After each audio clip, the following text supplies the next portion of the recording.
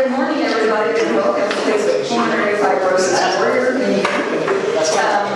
We are so thrilled you're here. We have about 70 people signed up for the program today, but I just heard that there's some terrible rain and bad traffic for anybody coming in from the northwest, so we'll just let them come on in. By the way, my name is Shelley Mathis, and I'm a caregiver. My husband, Scott Calhoun, here. And we usually take a look at who the new faces are and wonder if you can stand up and say something about yourself. How many are new here today? Raise your hand.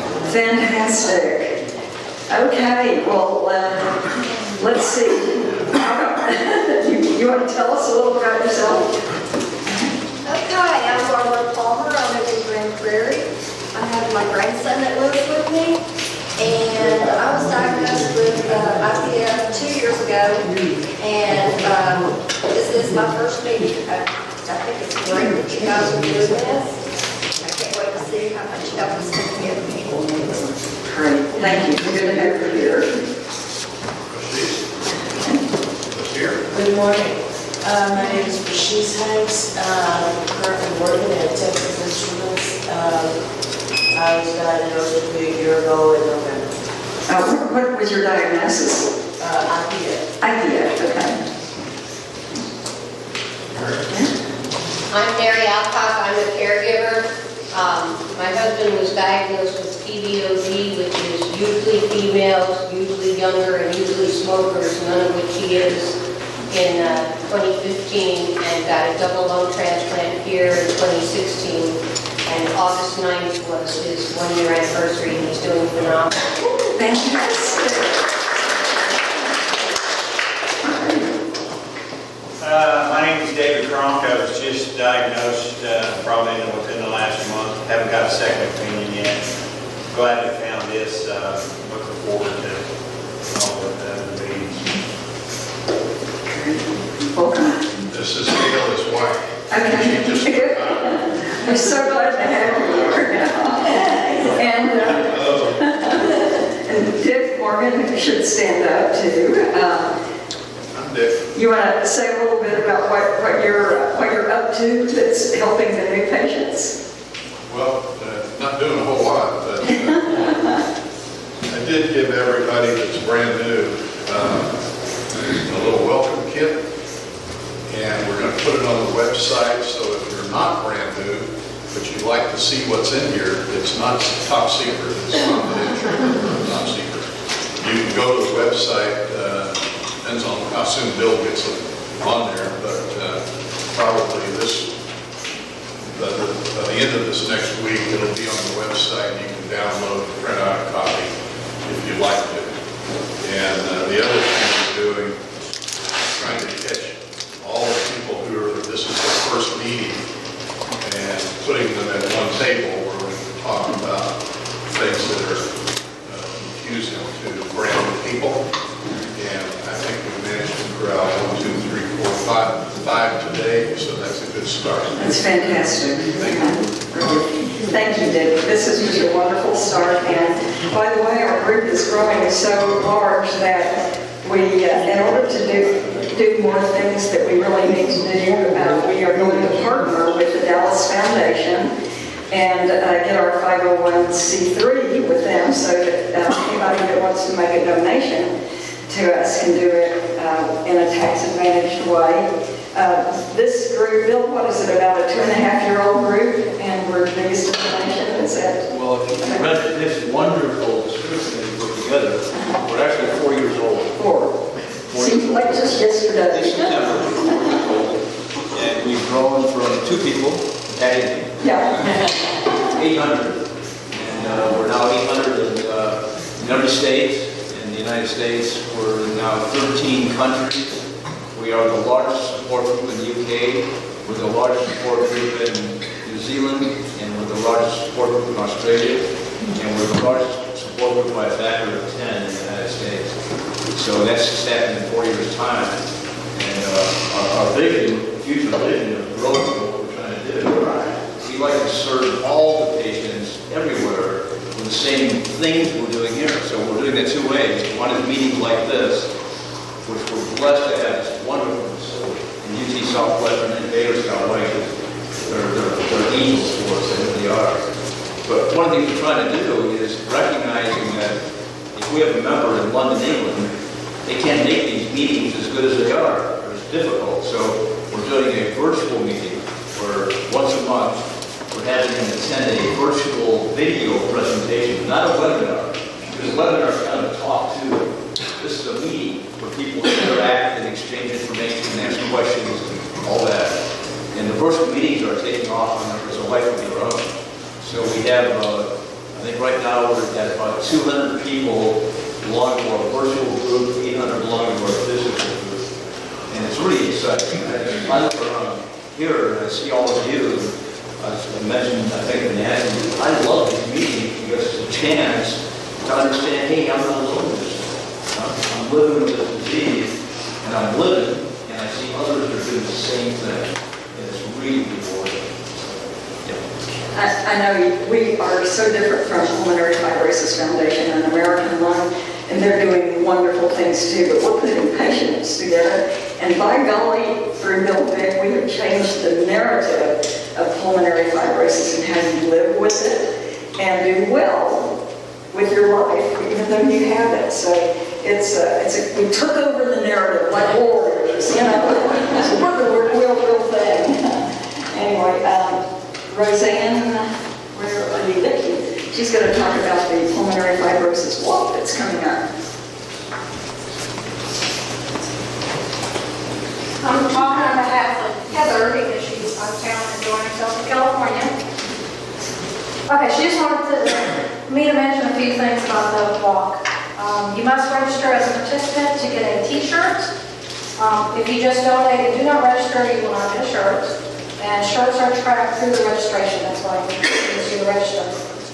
On September the 9th is the last day to guarantee a t-shirt, exactly if you order them. She said they will be ordered extra t-shirts, but no guarantee that you will get a t-shirt at the time of the event. Registration helps them plan for food and water, so that's kind of important if you're planning to participate. There will be a raffle at the walk, and what they're raffling off is a night stay at Hotel Zaza, Cowboys Rolling Cooler and Ball Cap, brunch for two, Manny Petties for two, Del Frisco gift cards, and a bunch of other stuff. Let's see, the PFWarrior team is the only, the PFWarrior team is only a few $100 shy of getting their name on the back of the t-shirt. So if you want to... And for that, just for those people that haven't registered, we have a special page for them online. If you simply go to pfwarriors.com, pfwarrior singular, warrior.com/walk, pfwarriors/walk, it will take you right to the registration page. Okay, so if you plan to register under the PF Warriors, go through that. Also, you do not have to donate to register, and you do not have to fill out that part that says your company, and a lot of that needs to be put in with an /A. So you don't have to fill all that in. Let's see, the other thing is the event site will be updated, details, so they'll update the park and registration, check-in time, and all that. And it will also include the weekly events. Also, there are cards if you have the right opinion. Grab and give them to your friends. We want to get this thing growing. I know that the donations have, I think she's a little over halfway on the goal for what the donations were going to be. So we just want to see everybody come out and enjoy yourself. Thank you.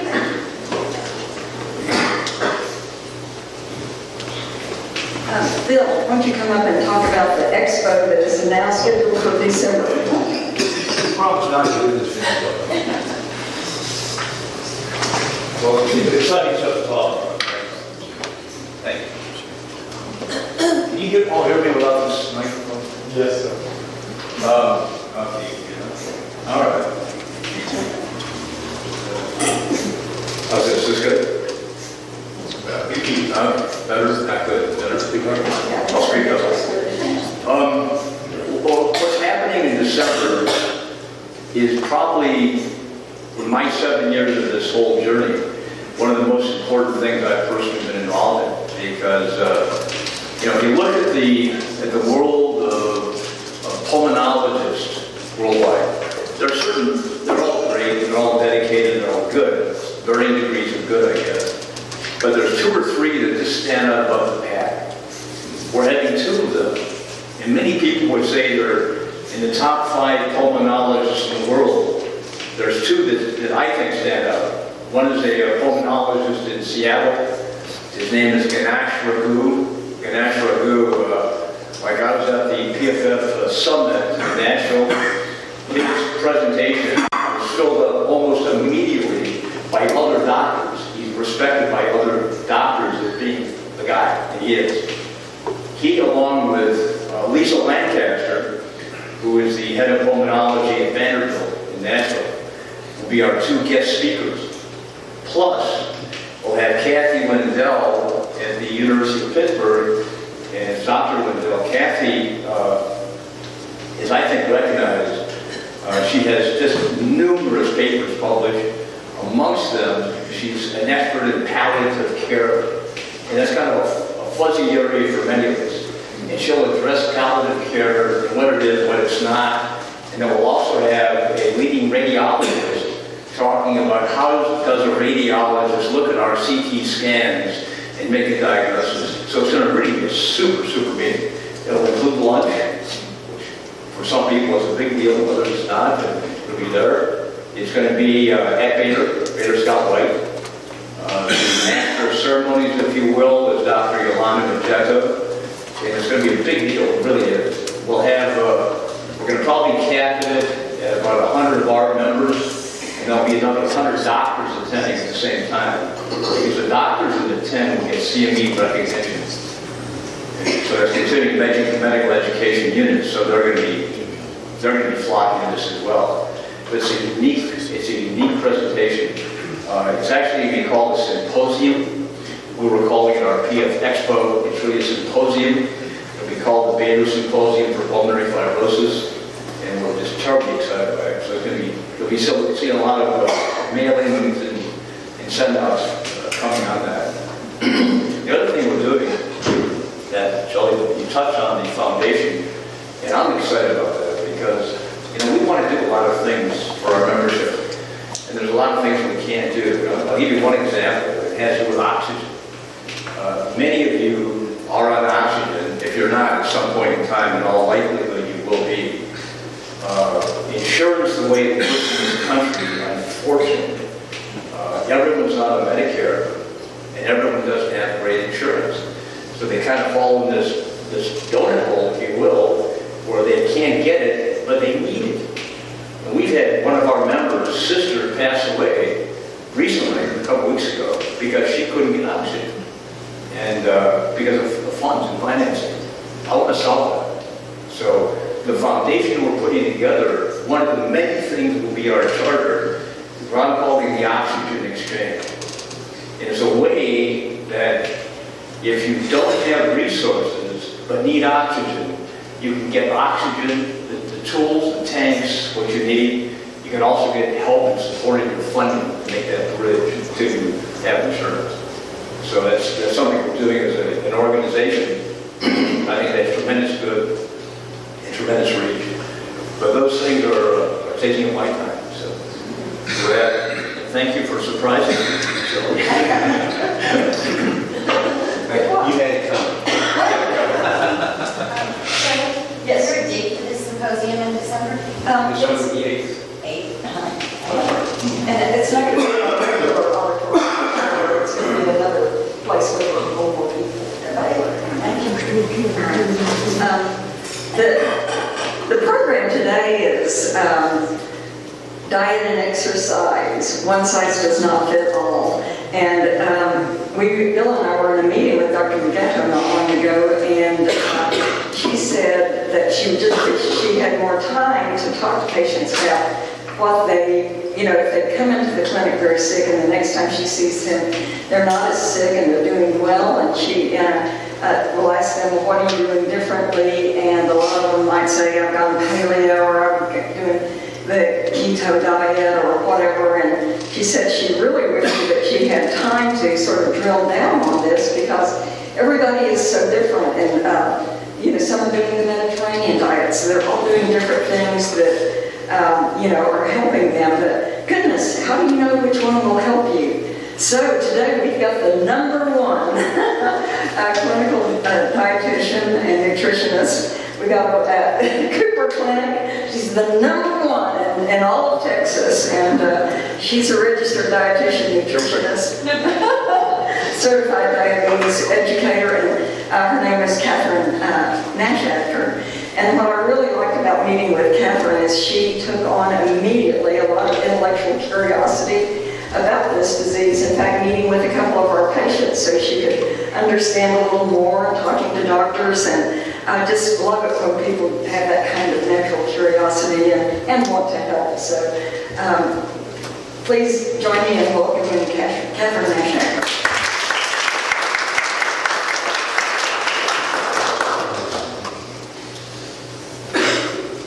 Told I gotta wear the tiny microphone. Put it on, turn this one off.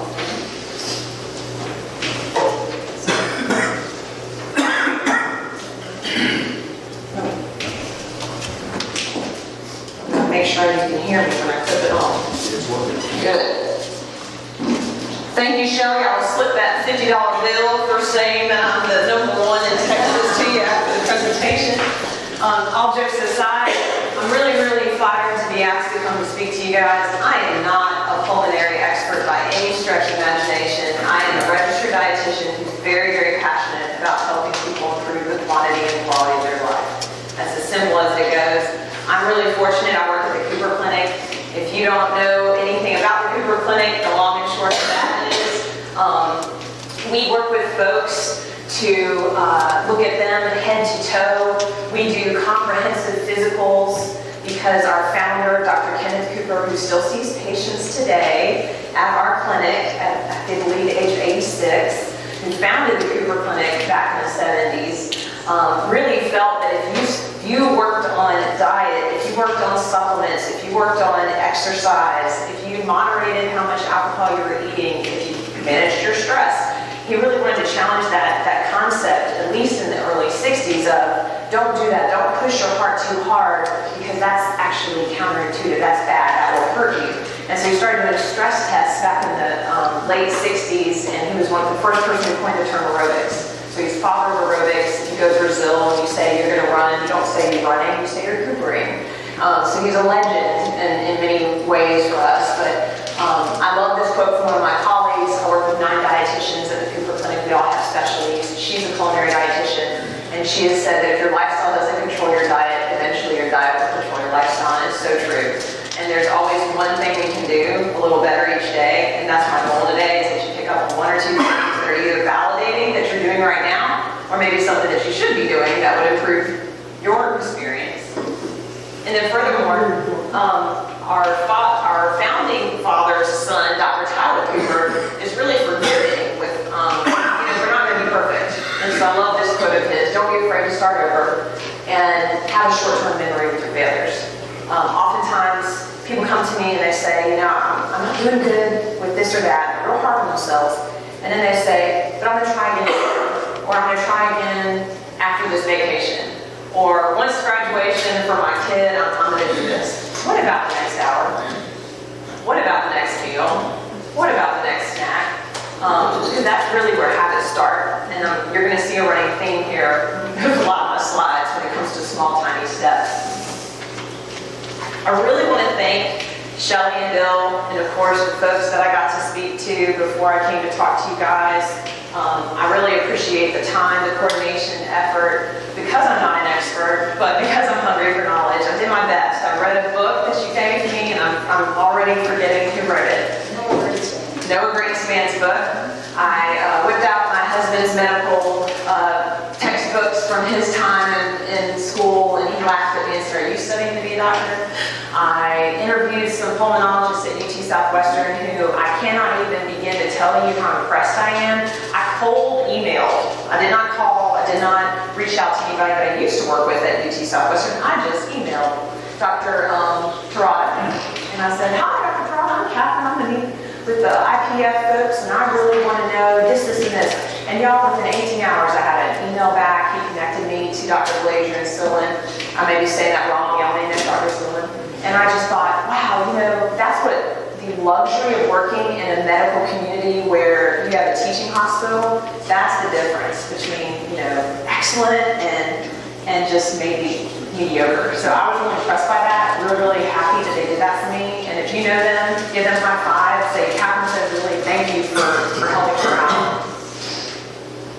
So this is kind of where I'm going with this presentation. Shelley and Bill wanted me to talk about eating patterns. But I felt like before I could tell you about eating patterns and the results of eating patterns, I really need to tell you about the basics of why you should include certain things in your diet, what they do in your body, and how to tell what you should be doing. Because we're all different, we all come from different walks of life, and we all have unique health conditions. Another thing I want to really say is nothing I say supersedes what your doctor and care team tell you to do today. Nothing. It's ideas, it's food for thought, it's something to talk to with your care team, but please don't mistake what I'm saying as superseding what you've been told to do. So let's start with the 6 essential nutrients for life. In nutrition, this is something that we get taught the very basics, very beginning. Everybody needs carbohydrates and protein and fat, and they need vitamins and water and minerals, but why? We all think of fat somewhat of a negative connotation sometimes, as well, it's probably for energy storage, but it's so important for thermal regulation, temperature regulation, and also storage of some of the vitamins that we can't just get in our diet every day. So the ones that are fat soluble that we store in our bodies are vitamin D, A, E, and K. And so it's something that as a dietitian I'm always looking at, blood levels at the Cooper Clinic. Carbohydrate, really great energy source, the primary source of fuel for your body. Your brain uses up the most of it. Really necessary. Protein is a really great component and building block of muscle tissue, but also for enzymes. So when you think about communication, that's why I have the phone picture in there. If you're trying to tell a signal to something in your body, you're going to need some proteins to help you out. And then with water, again, temperature regulation, but when we're talking about oxygen transport, you want to be hydrated. Because at a very cellular level, you need water to be able to exchange electrons and oxygen. I'm not going to bore you with biochem, I promise. So then vitamins and minerals, there's plenty of them that are related to oxygen transport. We'll only touch on a few. But the 3 that I hear most people in commonplace talk about is the macros, the macronutrients, which are carbohydrates, protein, and fat. Because whenever I speak to folks about eating patterns, they'll tell me, I'm counting how many carbs I'm eating. And they may be talking about the grams of carbohydrates they're eating. Or I eat this many proteins. And maybe again, they're referring to the grams of protein they're eating. But you need more carbohydrate, protein, and fat in your diet than you do the micronutrients, with the exception of water, because you're 70% water. So I'm just breaking it down for you so you see the different components. But when we're talking about oxygen transport, and that's coming from your red blood cell hemoglobin, you need iron, folate, B6, and B12 in your diet.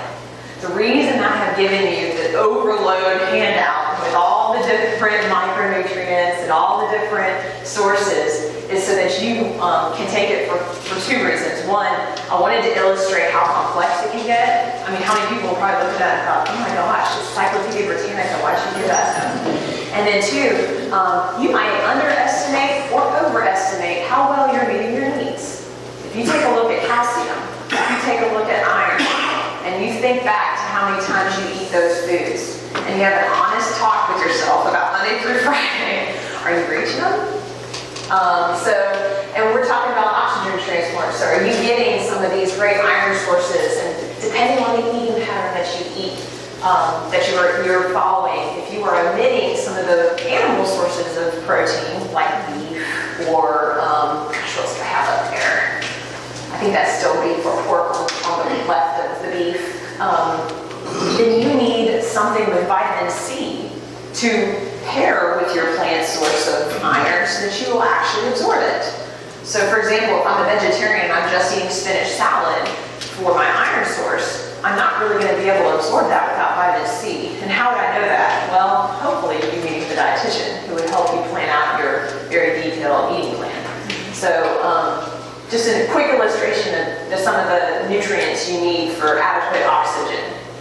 And then also, you got to think about that hydration aspect. I get asked a lot, how much water do I need to drink?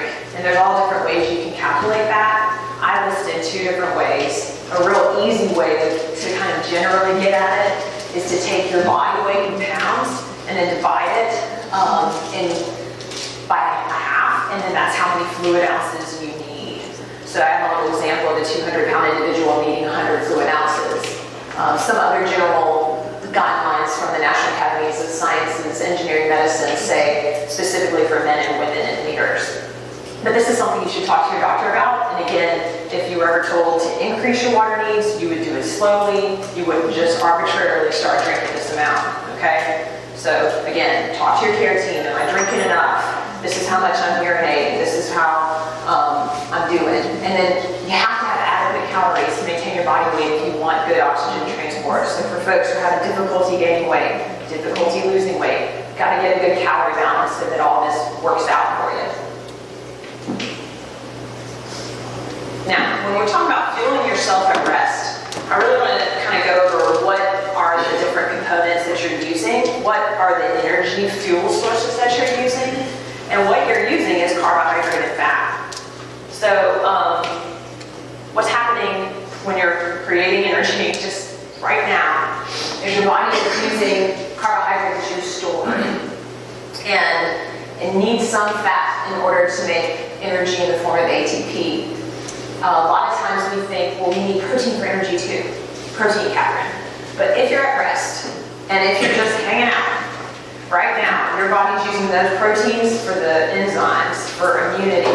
It's not using, only 5 to 10% of your energy needs right now while you're sitting down are devoted to those types of uses of protein. So just keep in mind, you right now need carbohydrate and fat to keep going. And then when you're exercising, that changes. Your body is taking out glycogen, which is stored energy in your liver and muscle tissue, and you're releasing it so that you can actually use it. And you need a lot of energy. And so your liver and muscle are so efficient at storing energy that you have almost 2,500 calories hanging out in your muscles and liver. Isn't that amazing? It doesn't feel like that when someone tells you to run. It feels like you maybe have 50 calories in there. But what people mistake sometimes, and I hear this all the time when I'm working with people who maybe go from a moderate carbohydrate diet to a low carbohydrate diet, they'll come in there 2 weeks and they're like, Katherine, I am down 10 pounds. I have lost a lot of weight. I've lost a lot of weight. And I go, you know, that's interesting because when you deplete glycogen, and for every gram of glycogen you have so much water attached to it and weight. You didn't really lose weight. You lost water. So when you are depleting glycogen consistently for a long period of time, you've actually just dehydrated yourself to a certain degree. I'm not saying that all low carbohydrate diets are just a result of dehydration. Weight loss is the result of that, but I am saying that the initial part of it absolutely is.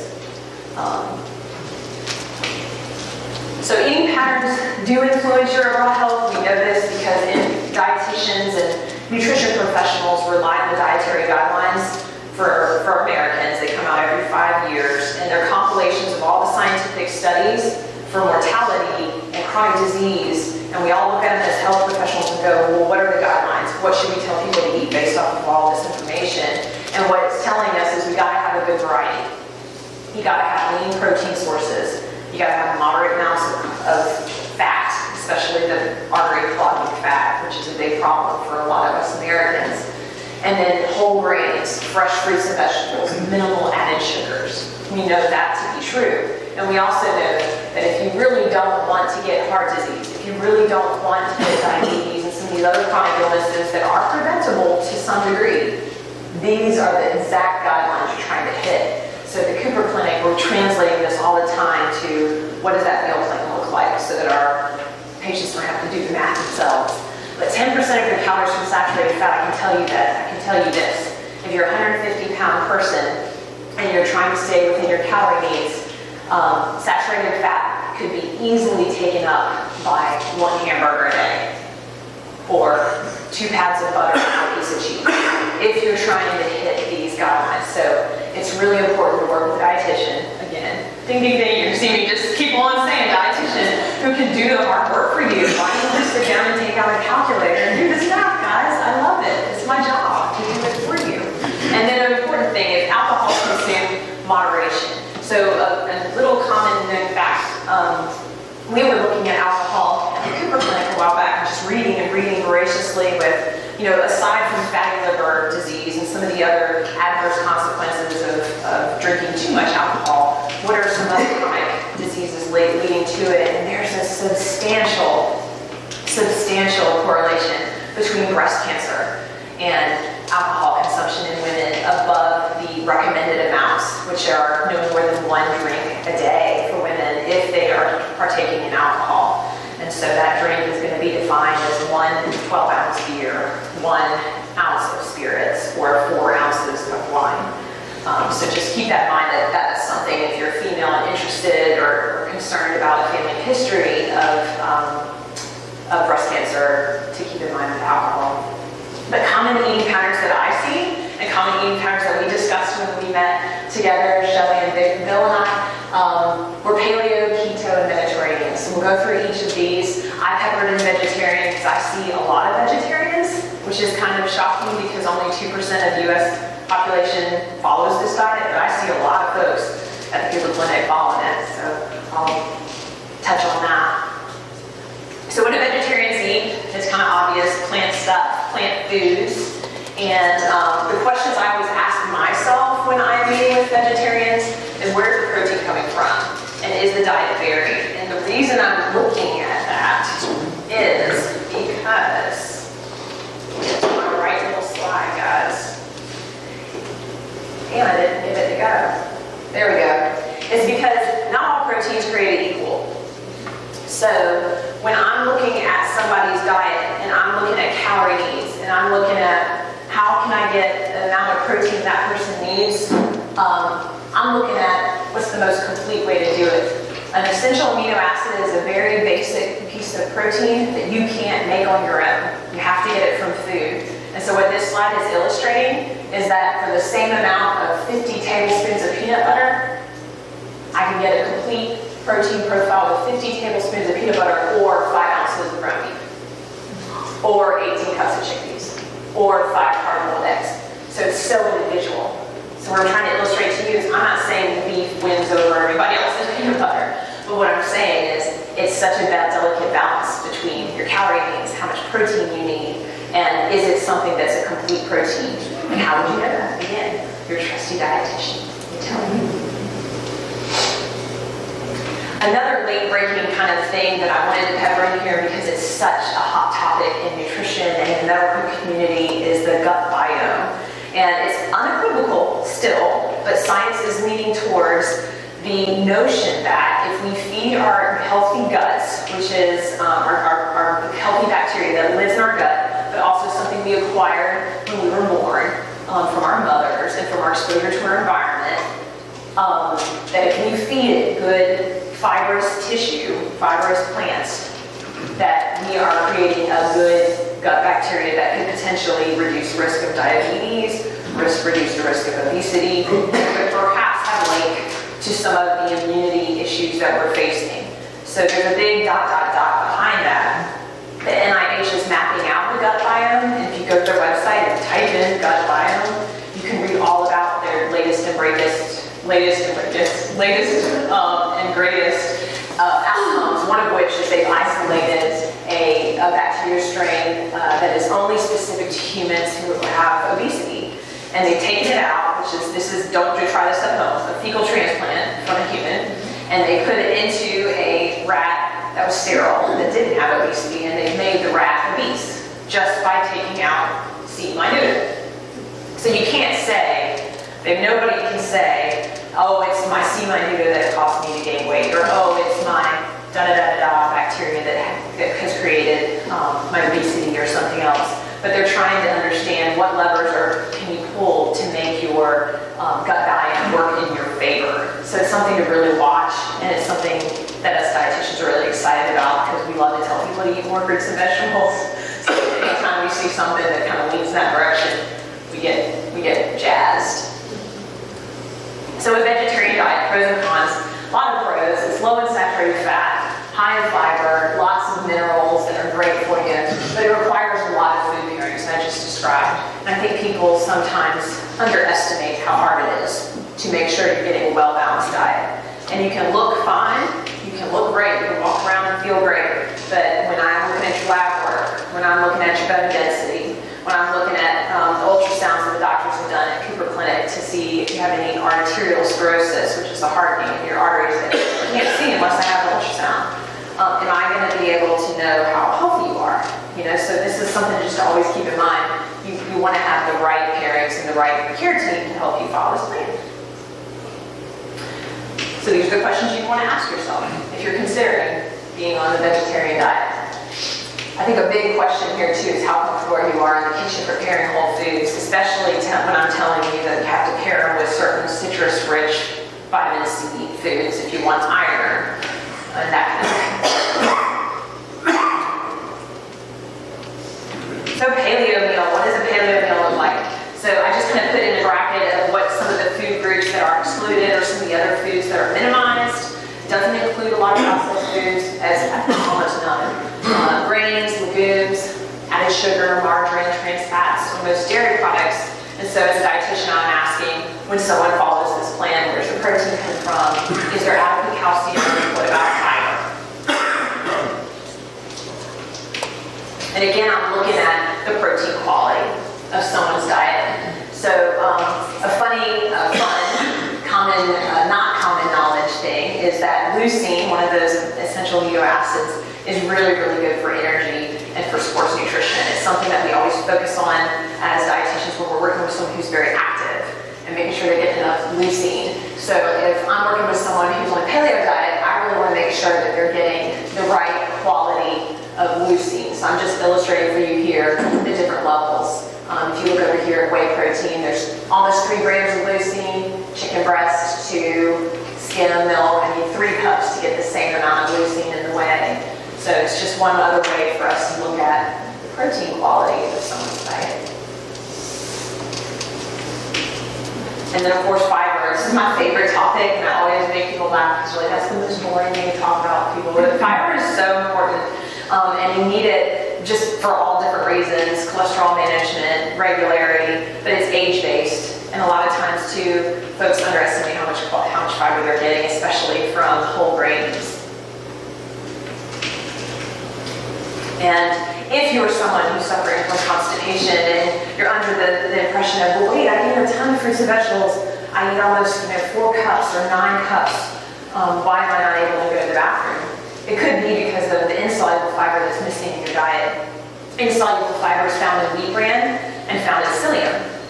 And so those are some common products that contain it. I put in some cereals and some, of course, Metamucil is psyllium, which is something to buy over the counter. But those are what are going to cause you to go to the bathroom, not the fruits and veggies. Fruits and veggies are going to give you the solubility that you want to bulk in your stool, but to actually elicit the response of your peristalsis, which is what moves stool out of your system, you need this. And then the other bonus to it is psyllium fiber is one of the most well-studied fibers that can help lower your LDL cholesterol. So if your doctor's saying, hey, I'm thinking about upping your Lipitor, I'm thinking about, changing up your other statins, you can be looking at how much fiber you're getting from your diet, and I would rather you get it from a whole food source than grab it from Metamucil. But by all means, if you need to use Metamucil, use Metamucil, because that's one way you can get your LDL to be lowered. Not a ton, maybe 6 to 10% of a change, but enough to where for some people that would lower their needs. So my take, pros, got a lot of whole foods, no packaged foods. I mean, who's going to argue that that's not a bad thing to do? You're not getting trans fats, which are all those packageable, increase the shelf life things we don't want.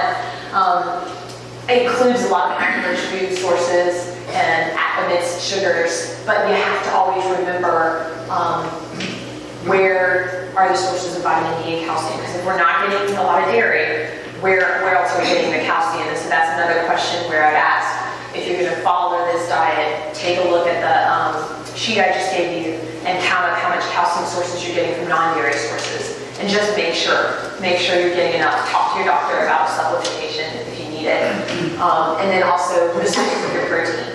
High saturated fat proteins like beef that's marbled or bacon or I always get these looks whenever I talk in Texas. I'm from South Carolina about beef. I get these, we love our beef.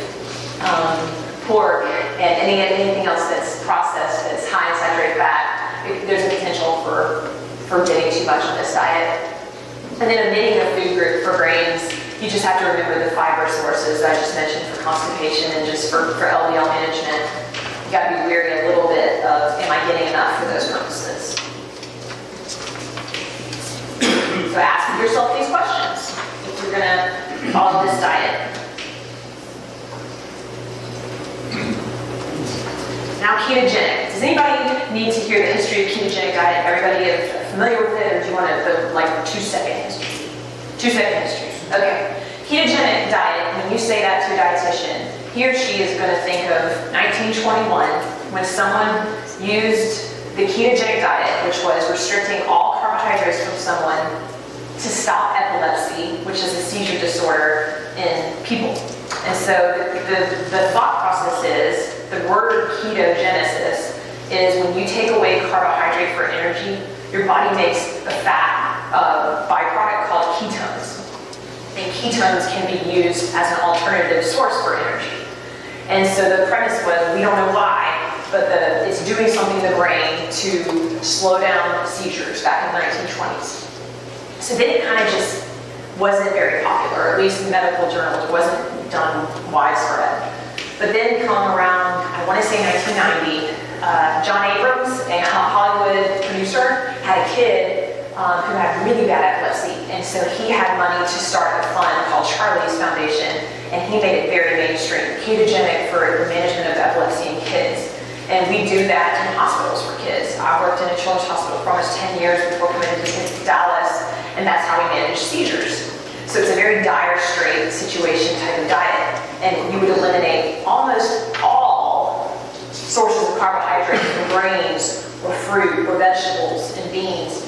And you would only leave maybe half of a cup of those sources total in a day for a child, and then feed them medical foods under the supervision of a physician. You'd admit them to the hospital for several days. You monitor their weight, their stools and their liquids. You would monitor their blood sugar. So it's a big deal, is what I'm saying. And it was done under dire straits.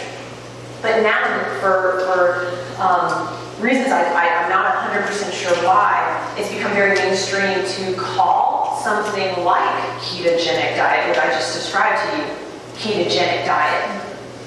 So unless I'm describing exactly what you're doing and you're calling it ketogenic diet, it's less than 20 grams of carbohydrate a day, you're probably not following a true definition ketogenic diet.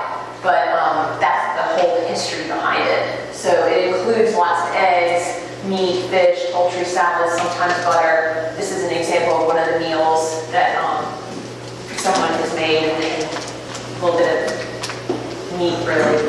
And the pros, it will help you lose weight. Why? Because you're taking out, again, all that carbohydrate I just mentioned earlier. So you depleted your glycogen stores, and of course, you're going to use fat for energy. But the cons, highly restrictive, low in some of these phytochemicals, which are those antioxidants that you really want in your fruits and vegetables, and it may create some deficiencies. And again, lots of times people I find are following something that's a hybrid of this. It's not a true ketogenic, it's maybe a modified ketogenic. But the results long-term, not really well documented. Pros, it will improve cholesterol. It will reduce your waistline. It will reduce some inflammatory markers that we can see in the blood, which is a thumbs up. But the cons are, when I spoke to the pulmonologist at UT Southwestern, I told them, I'm going to talk about this talk. I'm going to talk about this. The exact response I got is somebody was walking around and said, oh, no. I said, why? He goes, acidity of blood. So then I tapped my husband on the shoulder. Explain that to me. What is he talking about? My husband's a physician. He goes, well, hey, remember, hemoglobin has 4 oxygens attached to it. 4. And when you are exercising, maybe 2 of them float off so that you can go get exercise and you use your oxygen. And you come back to rest, and 2 come back on. And that's not a lot of work for you because you just really, you started off with 4. But if you're in a ketogenic diet, and if your blood acidity is higher because you have a lot of ketones in the blood, you're walking around with maybe 1 of them on the hemoglobin at rest. And you're working harder to get it. Or maybe you're walking around with 2. Or maybe you're walking around 3. I don't know. And you're just constantly putting yourself in a state of needing a little bit more oxygen. And this is, again, blood acidity. So we're talking really minute level. And I just dumbed it down to a dietitian's explanation. I'm sure if you asked your pulmonologist, they would tell you a much more complex explanation. But when they told me this, I thought, oh man, I didn't know that. So I included it today. And then also, I do know a different type of ketosis from diabetes, completely different from what I just described. It's called diabetes ketoacidosis. And that's where the ketones can actually build up and you start panting and breathing them off. And then throwing them up and excreting them in your urine, it becomes a life-threatening issue. So ketogenic diet is definitely a no if you have diabetes off the bat, regardless of whether you're trying to do it for any other reason.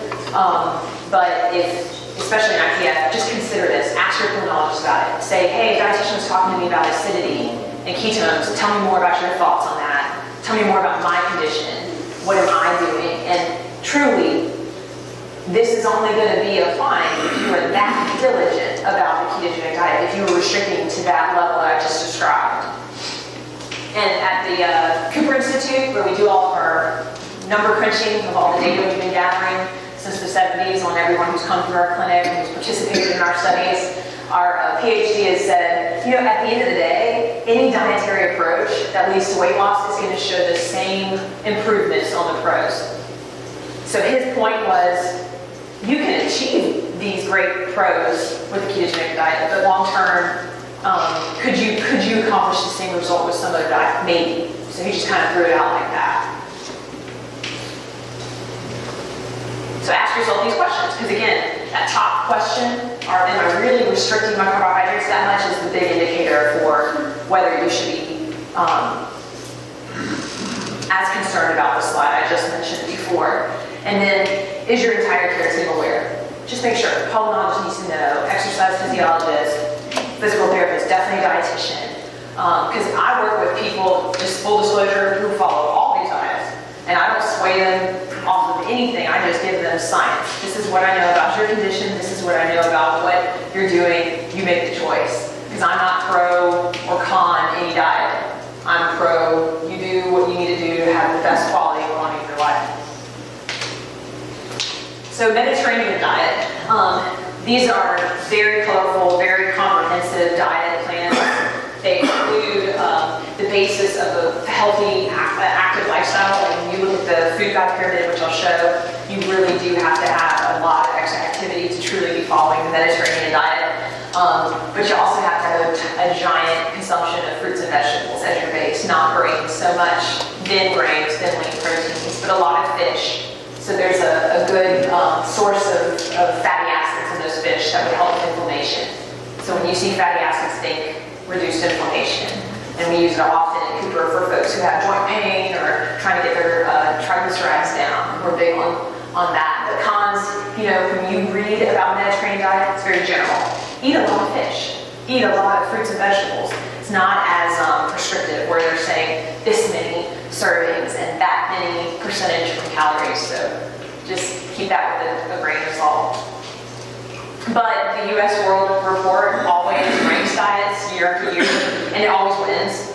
And so I think it's just because of the evidence from, the blue zones. Are y'all familiar with the blue zones? People are living in well into their hundreds. It's the evidence of longevity. So there's people have been studying this for a really long time. So it's a high fiber diet that can reduce heart disease and diabetes. So that's one of your goals. Mediterranean diet may work for you. You have to ask yourself these questions, especially with alcohol, because since this diet is a little more liberal with alcohol, you want to talk to your doctor about that. So when you put them all together, and you kind of look at the percentage of calories from them, I did want to let you know The Institute of Medicine that's backed by all organizations like the American Heart Association, Cancer Society, Diabetes Association, they recommend those percentages. So they recommend something in the middle ground.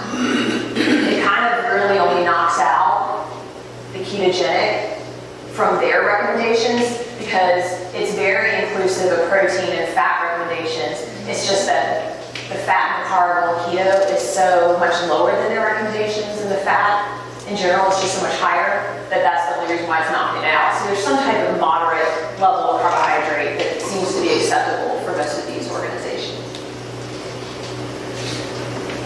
And then when we're looking at long-term results, I did want to include a meta-analysis of, this is about 15,000 adults who have been followed for 25 years of their eating patterns. And they did like a questionnaire of how often do you eat these foods.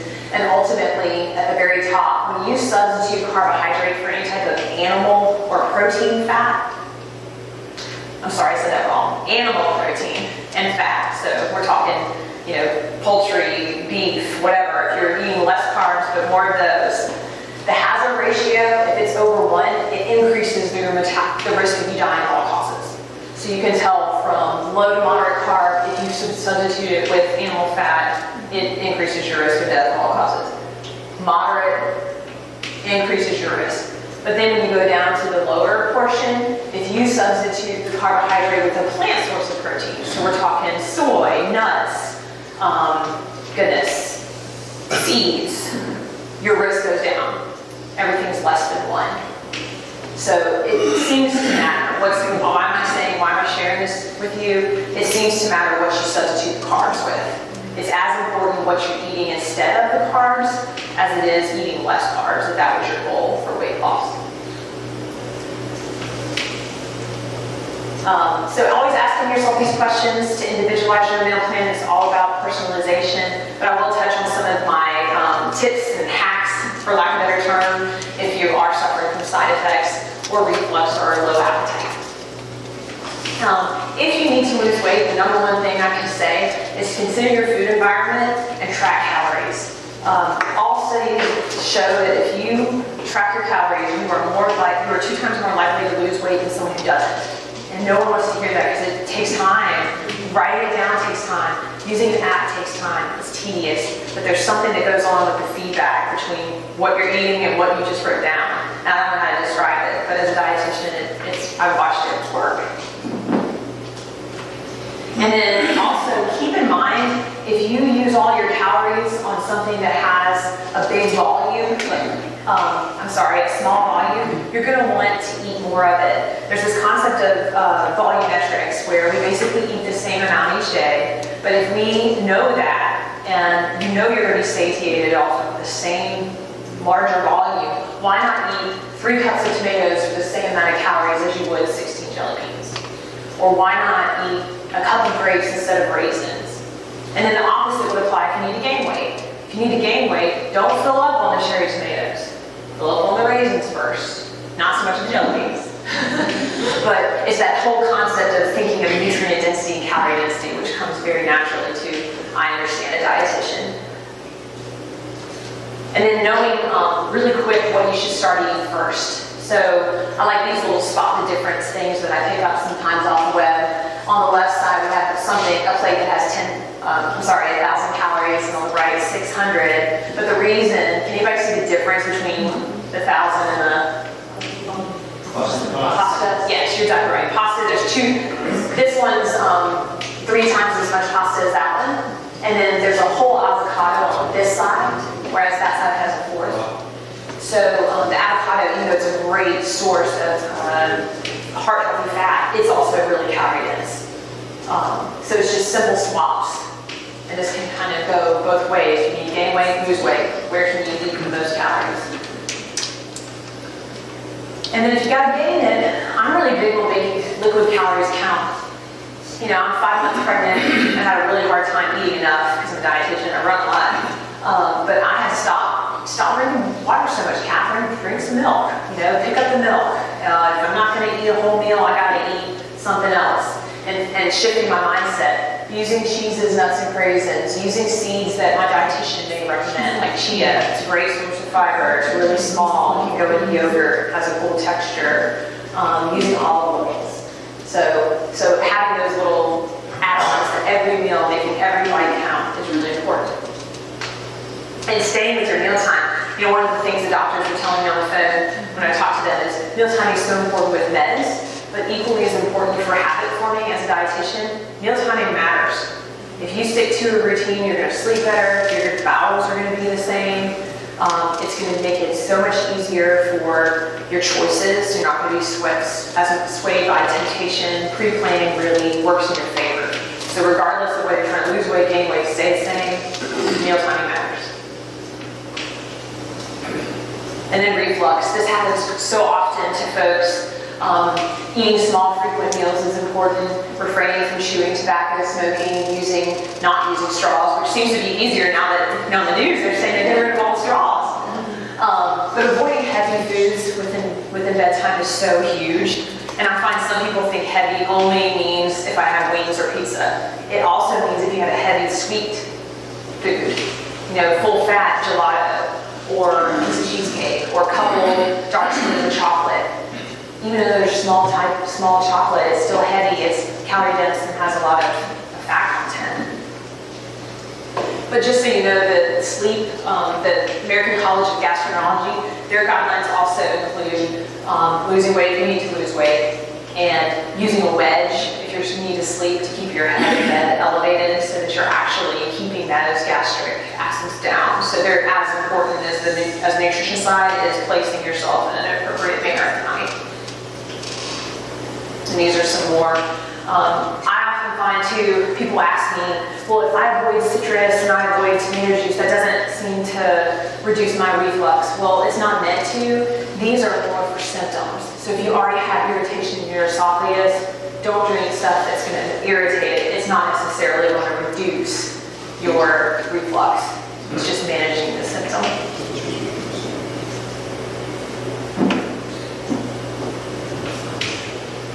And if you don't have an appetite, really try to keep things on hand that are ready to eat. I have a whole slew of lists of stuff that you can keep around your house, in your pantry, in your office, in your car, that are shelf stable.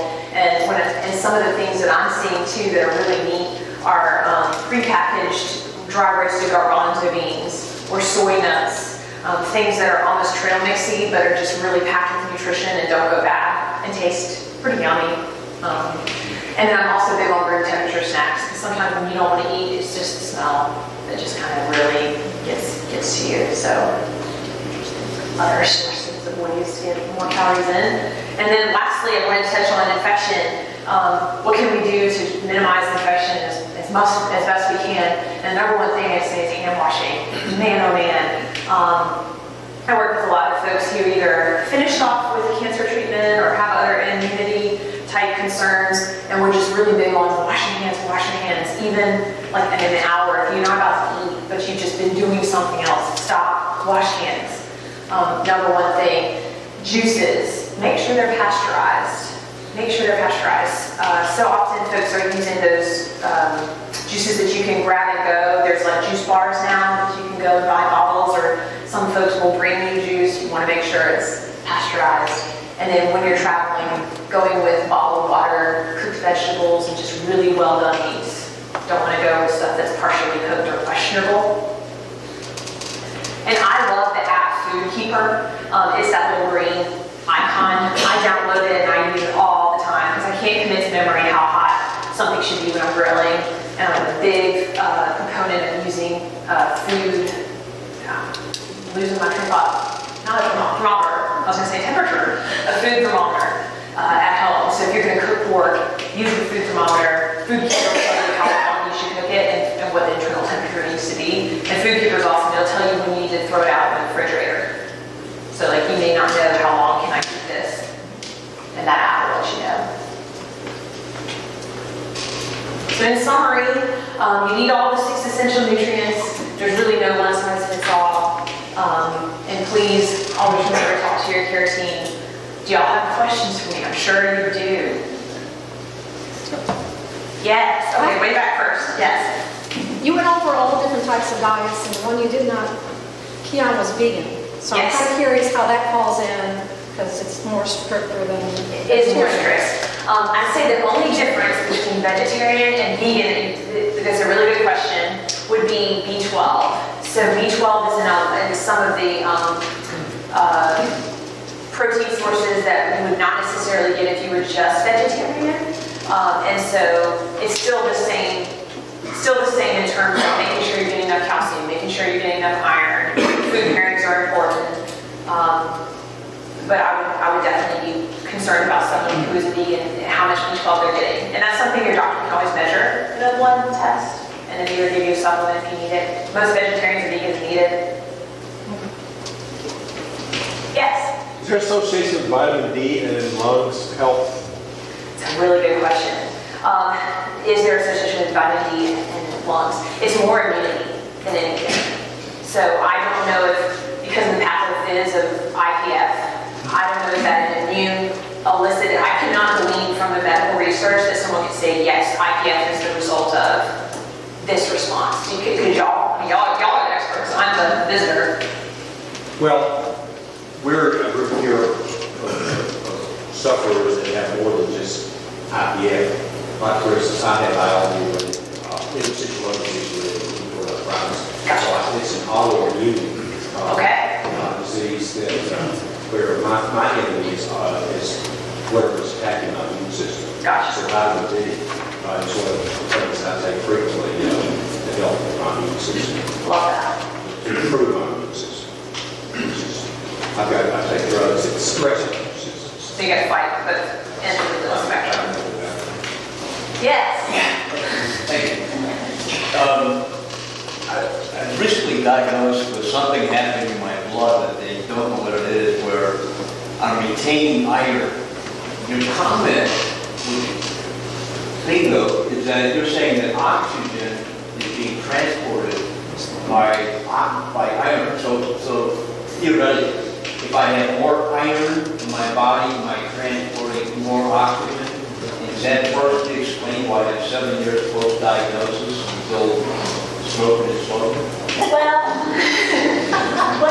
to clarify, I would say the hemoglobin, so the red blood cell was carrying the oxygen. And yes, it does have some iron with it. Now, to answer your question about could that be why you're retaining it, golly, I don't know. I think it's more complex than that. I'm not trying to make a doctor. Yeah, Dr. Katherine. No. I don't know. Yeah, we actually need to examine you on that. Ooh, sorry. I'll get those in the end. I just bring too much paper everywhere I go. Yes, ma'am. Yeah. I was looking at your slip, and one of the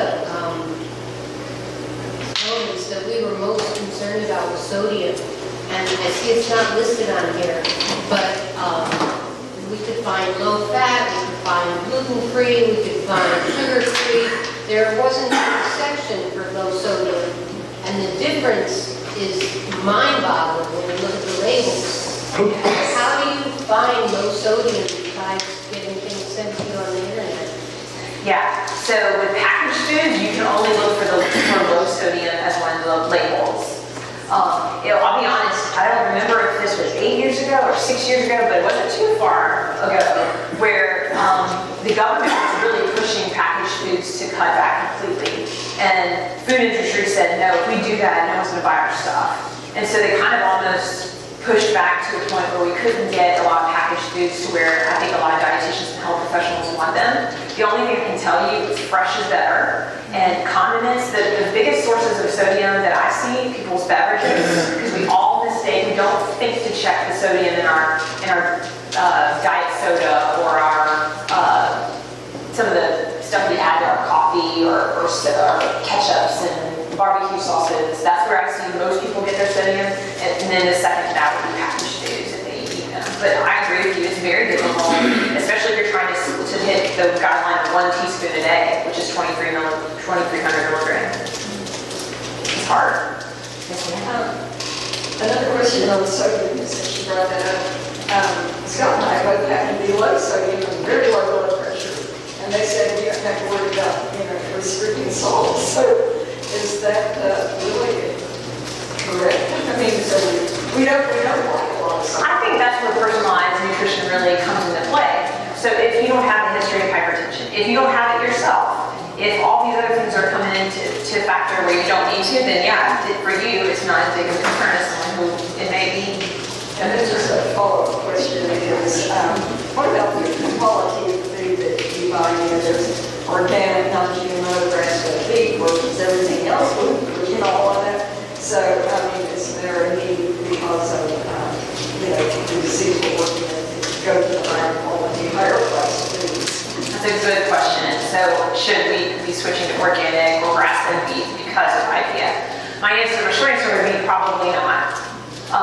It's more of as a concern for are you as concerned about the hormones that enter your meat? Are you more concerned about how your animals were raised? Because organic really is more about farming practices than it is nutrition right now. So I would say probably not. It would be more important to focus on are your calories in check, are you getting enough protein, do you have the right amount of fat, all that. Oh, yes. Just to tag on to that, what you just said, I just read a book, I'll find who the author is, but that it indicated that not only do you benefit from organic food by having less carcinogens because of the pesticides not being there, but they're finding that the nutrient value is higher because something in the pesticides reduces that in the nutrients. It's funny because they'll give us lists. I mean, I say they. It's almost all dietitians do this in January. We look at the EPA to see which fish are knocked off the list for mercury, and I do that now that I'm expecting. We look at the lists of what you just described. There's some type of list that goes around with organic foods and which ones have the most nutrition just because of the organic status and which ones are less. I don't know why that is, but it seems to be specific to what is grown. So I don't know if that is because you can, or I'm trying to speculate, could you perhaps grow an orange that's organic faster than a non-organic one and then put it on a truck faster and get it to the grocery store before someone, I don't know, or do they innately have better seed, better nutrition? But it's just not across the board. So I can tell you definitely organic, $5 to $5.99, or clementines when you could not have to. Yes, sir. With whole-fed, protein is very vital, I guess they say.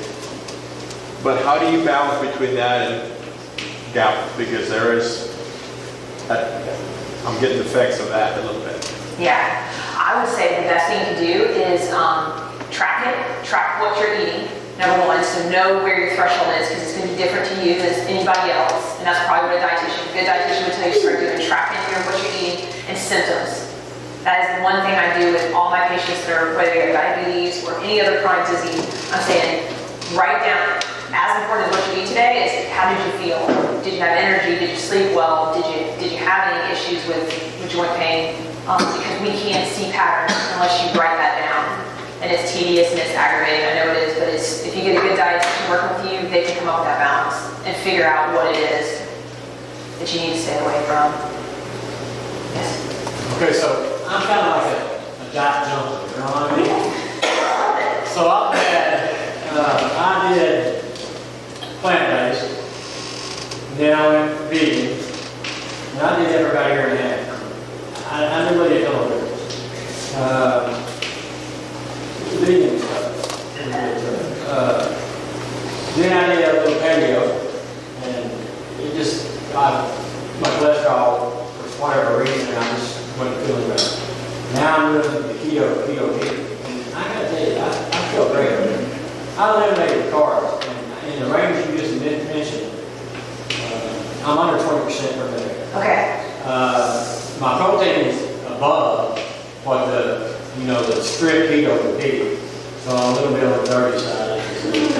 A little bit 27, 30%, and then 67 to 75 on the fat. On the fat, okay. And the fat consists of all the things that I've been schooled on all my life that will kill you. Yeah. Bacon and grease and butter. Yeah. I love the taste of it, So, I think everybody does love the taste of it, sir. I'm having a lot of trouble. I've been pretty good. Yeah. As far as tracking, I've got my fitness pal. I go out and do my exercises daily. But what troubled me, it freaked me out in the beginning about it, and I'm only 30 days in, and I've lost 10 pounds since doing it. So I'm not really after losing, I want to maintain. But what it told me there was that we burn most of our fat through our lungs anyway, through breathing. So most of the fat we burn off. You know, even though I'm exercising, even though I'm doing it, I'm pumping it through the lungs. That fat's coming out through my lungs, and of course, using it out and that kind of stuff. And with the other diets, it was mainly, you know, coming out the back. So,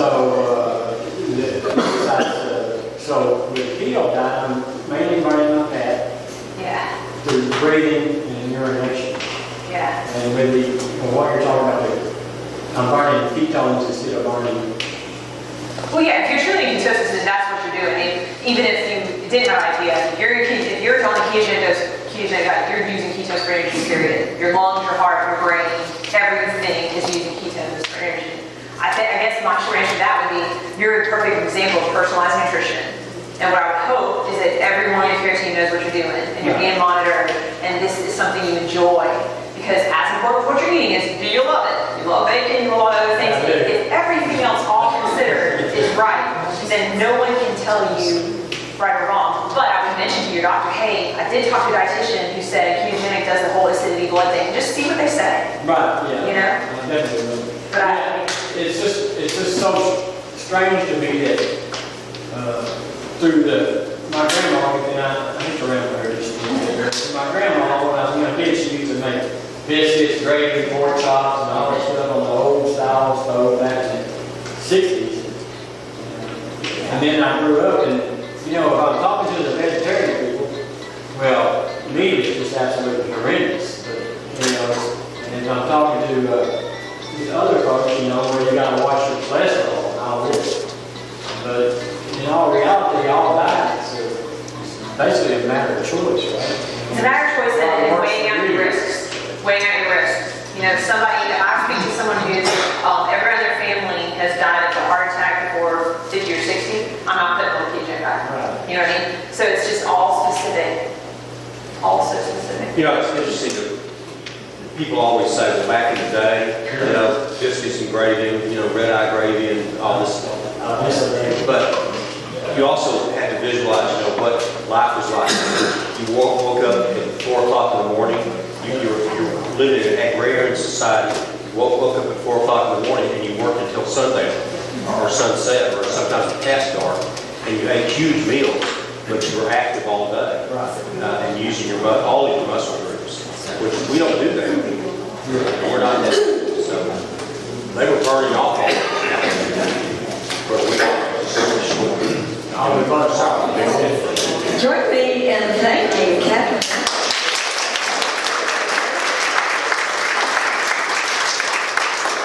So much. I wonder, Katherine, that thing on keto, this one that you had on keto, showed that your HDL and LDL improved. That turns American hearts, thing upside down. Well, it's only short-term though. Okay. So you just need to watch it. Okay. Fascinating. Anyway, thank you so very much. And now we have the number one, the next part of the presentation, the number one doctor in physical therapy in all of Texas. She's come from Baylor. She has her doctorate in physical therapy from Northern Arizona University. She also is a geriatric clinical specialist. Thank you. Anyway, and she has practiced throughout the acute care patient population in the advanced heart and lung disease outpatient clinic. She's been a clinical instructor for 4 years at Baylor and is the site coordinator of clinical education. She will show us why one style of exercise does not fit all. Her name is Elizabeth Jenkins, and join me in welcoming Elizabeth.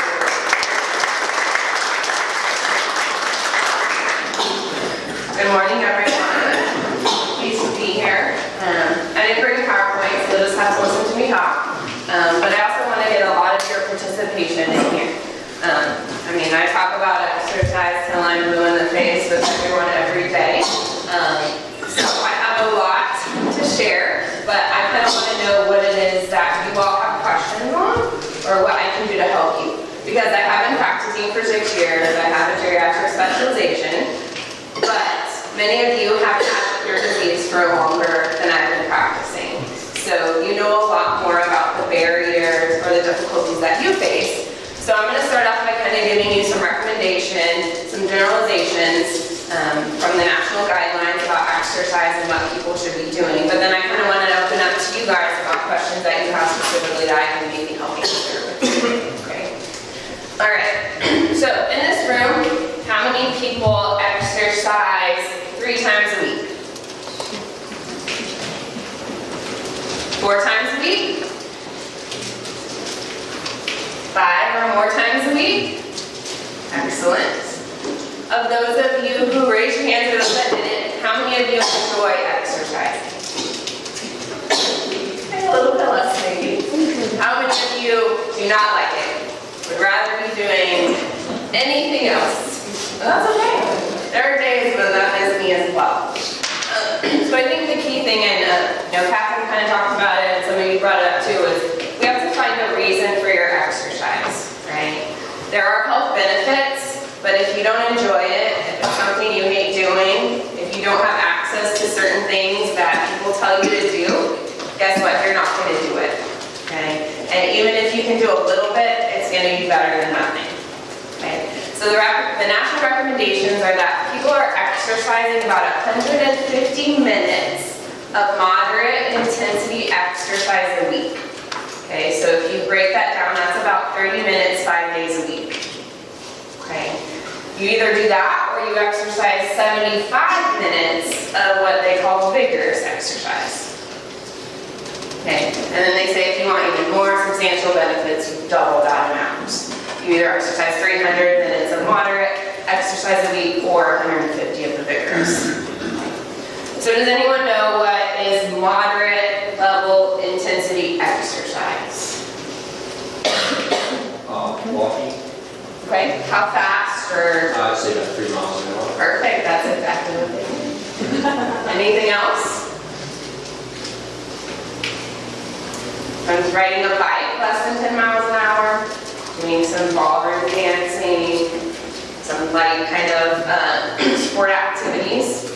Okay, another way to kind of gauge it is, have any of you heard about the modified Borg scale or any type of like rate of perceived exertion?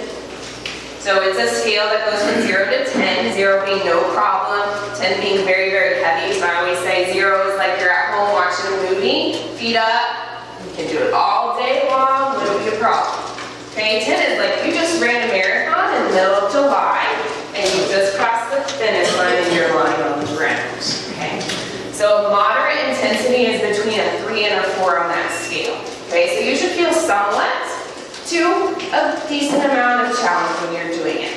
Okay, other people say sometimes you should be able to carry on a conversation. Okay, not talk nonstop, but you should be able to converse with somebody. You can't sing. Okay, but you can have a conversation, and that's kind of a gauge of what is moderate level exercise. Okay, another way to monitor it is by your heart rate. So if you don't have a cardiac disease or you're not on medication that alters your heart rate, you can take a percentage of your heart rate and kind of, there's a zone in there that you're working for. So I don't know if any of you have heard about like Orange Theory, some kind of new kind of exercise groups and programs out there. They actually are, that Orange Theory is kind of that percentage of heart rate that they're looking for, and you're supposed to be between that percentage for a various amount of time. So there's lots of equations that you use can calculate heart rate. Usually it's 220 minus your age, which is kind of a basic one, and then you take a percentage of that. So for me, I'm 32 years old, so if I take my max heart rate, I think it's like in the 180s, and then if I take 50% of that, it's about in the high 90s, like 95, and then if I take it up to 70%, it's like in the 120s. So that is my moderate range of exercise. So if I'm going to exercise to get my benefit, I want to do an exercise where my heart rate is between 95 beats a minute and 120 beats a minute, whatever I'm doing. Whether that be jogging on the treadmill, using an elliptical, yes. For last 30 minutes? Yes. And you can have, a little and it'll kind of fluctuate, but that's kind of the target range. Yes, sir? Question on heart rate, because don't mean to interrupt. No, absolutely, no, that's what I want. I'll forget it in a minute. Yeah. Before I was diagnosed, I was a triathlete and training, and my heart rate averaged about 50, 50. I tracked all of that. Since diagnosis, I've watched it. We're now sitting here and I track it. I'm at 72, 75. So I think the natural progression of this disease is your heart rate will accelerate because you're not getting enough oxygen. Correct. The correlation of the numbers you're mentioning for us, for our community, is there a better measurement than heart rate? Because ours is always going to be higher than age-adjusted. For sure, and I'm just kind of giving, so I think personally, when I was in the outpatient clinic working with patients with lung diseases, post-lung transplant, and even cardiac diseases, we would a lot of times use that scale, that 0 to 10 scale. Tell me how hard you feel like you're working. Because that scale was actually based off of heart rate. It used to go from 60 to, I think 20. And it was based on heart rate. So at 6, which was the less, it was like 60 beats a minute. And that's a typical resting heart rate for the normal healthy person. So if you were at 6, you were at 60, resting 0, nothing, no problem. Okay, if you were at like 13, 15, that's 130, 150 beats. That's a pretty good workout. That's where you're working pretty hard. But 6 to 20 is just a really odd scale for a lot of people to use, which is why it kind of changed from the 0 to 10. So there's actually a lot of good research that it does correlate with heart rate, even if you don't have a measure on it. But like I said, it's just another way to kind of see what is moderate level. Another good thing kind of along with that I will mention is that as we get older, our resting heart rate does increase as well. So it can be a progression of the disease as well as just an aging factor that we have. Yes, sir? Another way to determine the level that you're at is with an oximeter. I use that, and like yesterday, after 40 minutes on a treadmill, I took my oxygen level, and it was down to 90. And I don't want to go any lower than that. Correct. And so I figured, okay, I'm at the right level when I'm down at 90, and then I watch it go up, and in about a minute and a half, it was back up to about 95. So for me, that's more accurate than looking at a scale on a billboard or a heart rate. Correct. Yep. So this is a pulse ox. This is cheap one. It's been dropped a lot. It's broken, but you can get these at any of the pharmacies around on the line. 15, 30 bucks. They'll measure your heart rate and your oxygen level. So if you are wearing oxygen, it's really important that you do monitor your level as well. Some people may not need oxygen at rest, but when they start exercising, there's more demand to the body, right?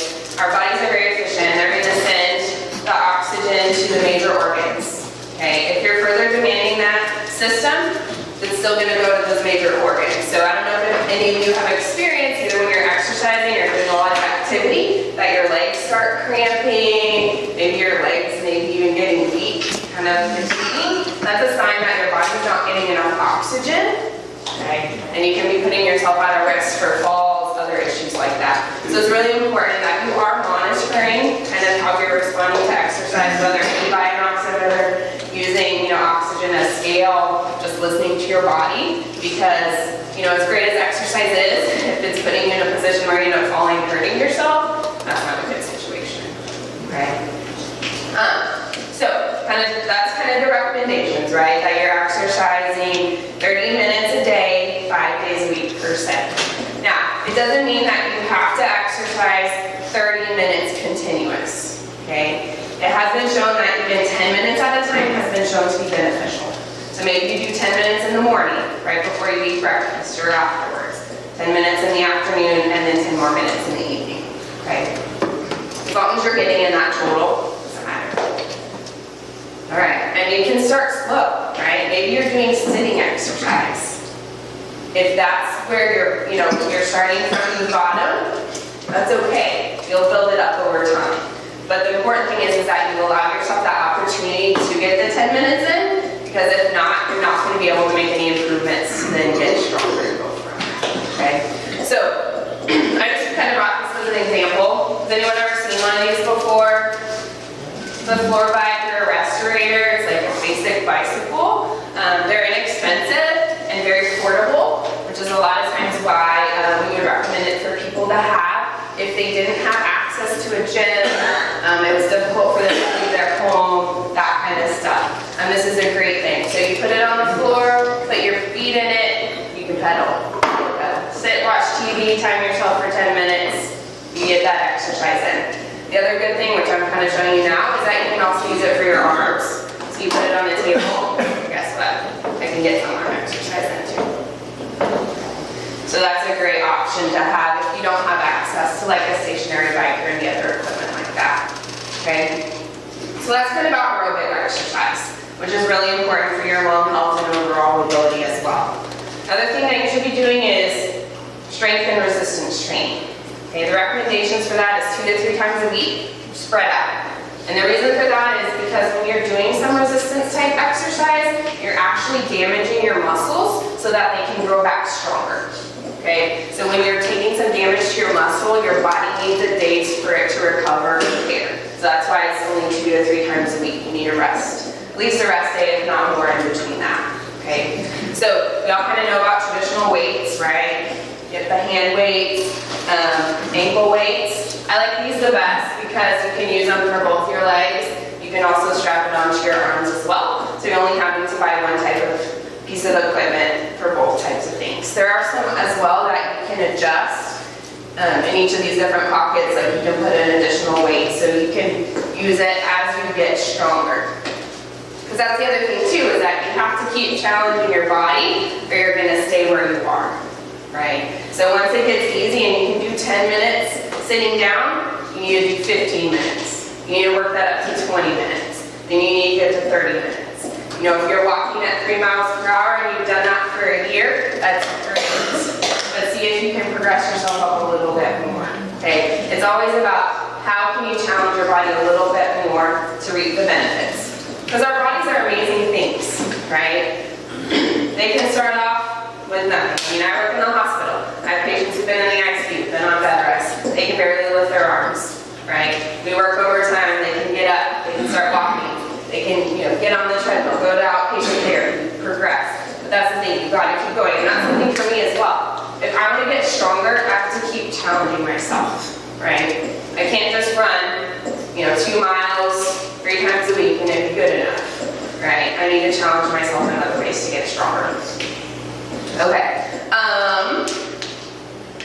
Any questions about strength training or anything like that? The other thing important, especially as we get older, is I also work on flexibility. Okay, stretching. It gets a lot of things that we all forget to do. Sometimes it doesn't seem like it's doing anything, or maybe it's a little difficult to get into position.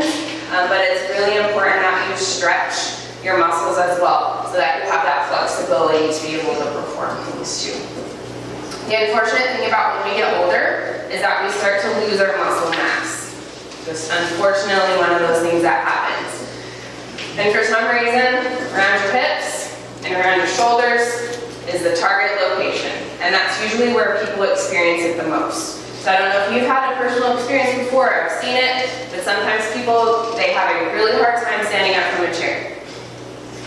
You ask someone to stand up from a chair without using their arms and they're not able to do it. Now, a normal, healthy 90-year-old should be able to do that multiple times in 30 seconds. Okay? And I have some patients who are in their 50s who aren't able to do that. So I think just, kind of us as a society and everything, it's just kind of that decline. And then it becomes kind of acceptable or we don't realize that the issues that are there. But that's kind of a normal sign of aging and a normal thing that, we really want to work on focusing on those hip muscles and those shoulder muscles as well. Yes, sir?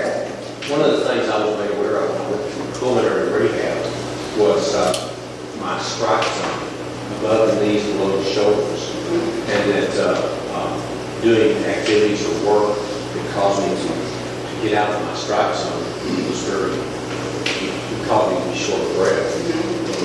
So what about exercises that were in the strike zone? Yeah, so I think Kenny brings up a great point about either getting into a pulmonary rehab program, getting in with a physical therapist or finding some community resource where you can work with somebody who has some expertise in exercise who can kind of get you started on the SAFE program. I think a lot of times the challenge is getting started, right? You don't know where to start, you don't really know what to do, it's hard, right? If you have a lung condition, like this gentleman was saying, a lot of your energy is spent trying to breathe, right? So you can't even imagine doing any type of exercise because all I can do is breathe at this point. So it's really hard to get started. So if you have somebody that you can work with who can kind of talk you through or maybe tell you, okay, this is going to be hard, it is, but we're gonna make it happen over time, which is another thing we all struggle with, is waiting for time for it to happen. This doesn't happen overnight.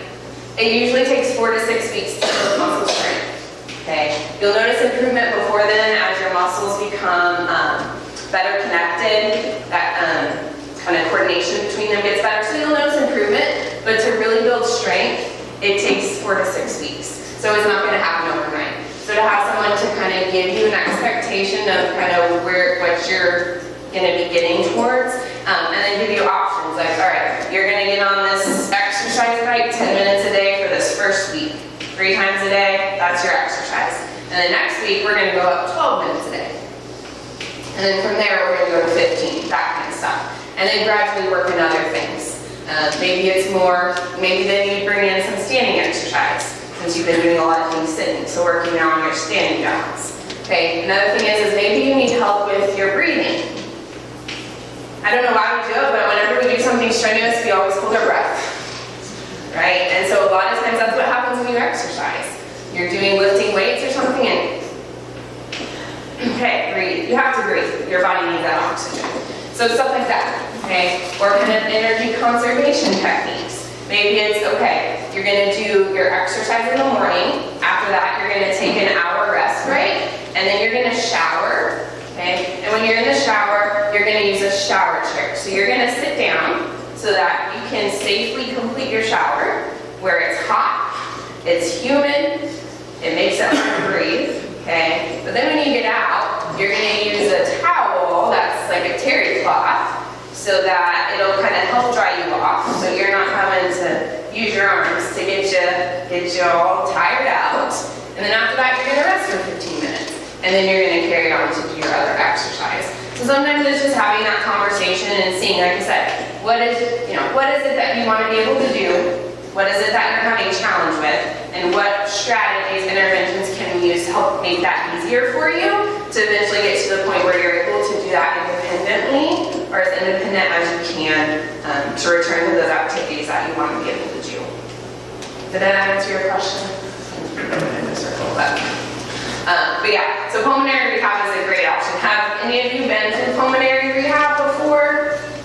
A few of you, so you can kind of probably saying the exact same things you've heard. But the great thing about pulmonary rehab is that it usually is about a 6 to 8 week program, depending on your diagnosis and your needs. And then a lot of times those programs have an option for you to continue on afterwards. Because that's usually the challenge too, and kind of in our healthcare system with insurance, you only get a certain amount of benefit, right? They give you a limit, and after that, it's kind of done. So it's kind of the responsibility of the program that you're in, as well as yourself, to be able to continue that on afterwards. But some of them do have an option where you can kind of pay out of pocket a minimal fee, so that you can come back in and continue on. The great thing about pulmonary rehab is that they have kind of that built-in support group as well. I know it's hard to exercise in general, it's hard to exercise when you don't feel like you can, but I think it's even harder when you're around other people who don't have the same condition that you have. So like say you went to a community gym and you see either a lot of people who are younger than you, more fit than you know, and it can be discouraging when you see that they're able to do all these other things and you can't. So that's a great thing about pulmonary rehab is that it's people who are like you guys can have those conversations. Like I said, a lot of us up here have the medical knowledge or the training, but I can't personally say I know what it's like to be in your shoes. I can say I've worked with patients and this is kind of what they've told me or this is what I've noticed that has worked. But a lot of times you guys are teaching each other because you're sharing your experience And to be honest, that's sometimes more meaningful to the other people in there because they're like, they get it, they know what's going on. So I think that's a really great thing about those programs is that you're around people who know exactly what you're going through too. As well as that accountability. Sometimes you build friendships where you're like, hey, I missed seeing you there last week, where were you? Sometimes that makes you take the extra effort next time to be able to go. Because that's why, right, everyone in New Year's Eve, I'm gonna lose weight, I'm gonna eat right. After a month or two, they don't have that accountability, they haven't built those habits. So they kind of go back into those old ways. And unfortunately, you might lose, all the benefits that you had if you just kind of let it go. Yes, ma'am. Just another question, and this, since you're a specialist in geriatrics, this happens as people mature, is, balance problems. I know strength is really important. Sure. Also, sometimes when you're short of breath and not feel wobbly. You do. You do. And there's a lot of factors that play into that as well. Vision problems, a lot of times just, unfortunately, kind of the way society is or just kind of environmental factors make things a lot more challenging too with, difficult surfaces, stairs, all that other stuff.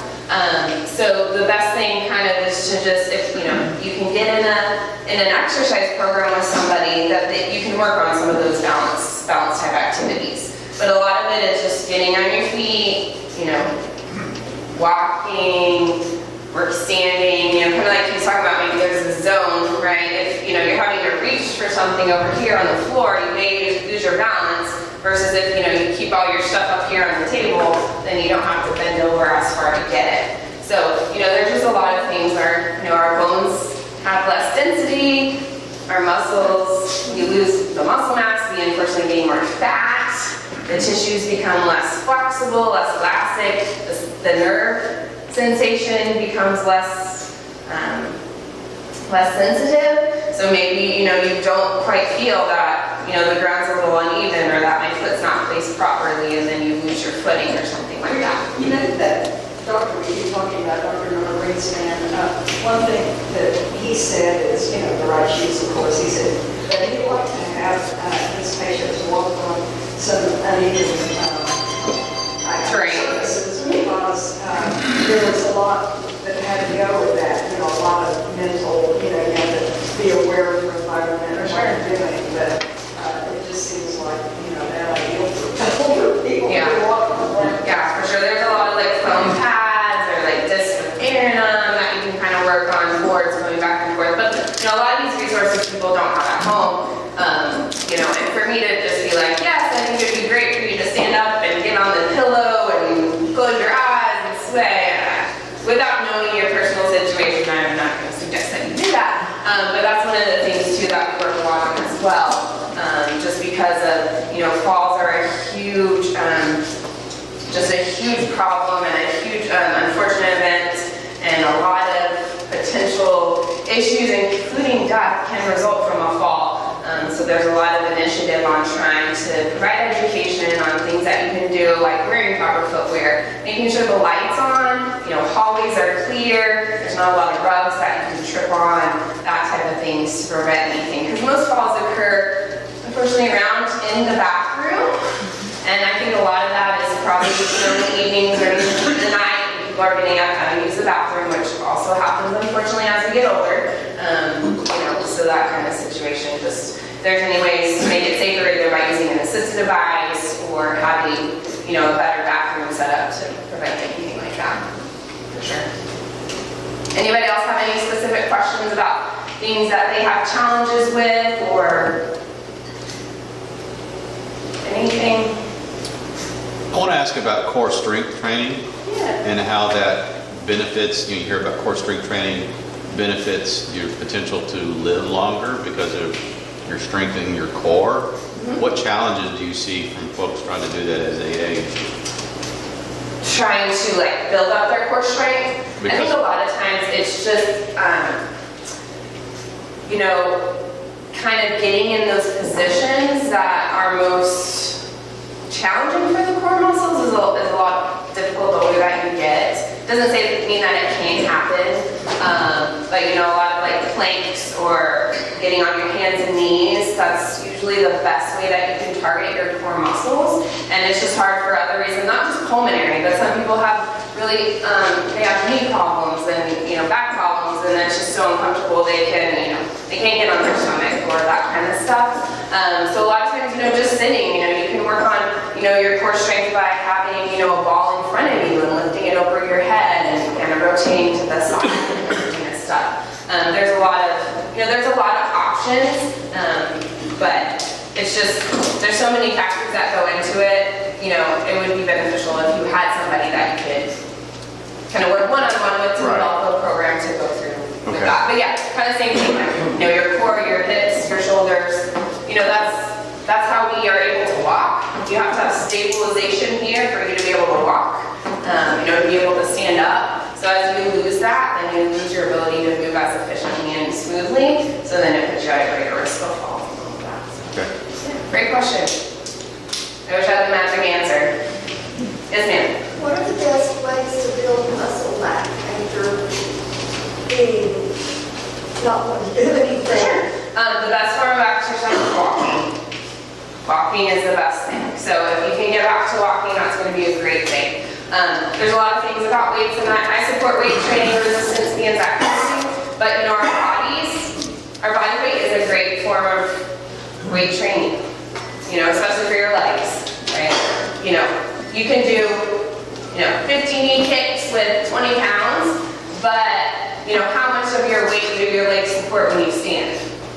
Pretty much half, you know, each one's half your body, whatever.